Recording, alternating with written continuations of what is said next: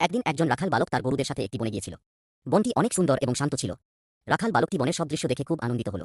সে বনের মধ্যে একটি ছোট খাল দেখল। সে খালের কাছে গিয়ে দেখতে লাগল।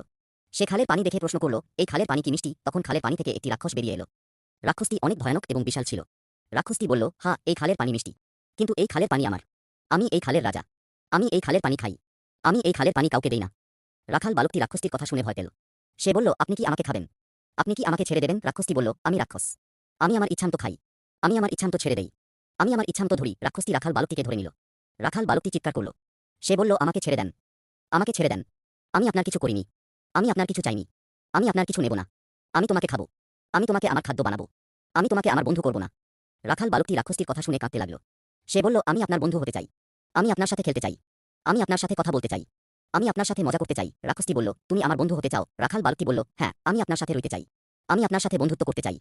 আমি আপনার সাথে ভালোবাসা করতে চাই।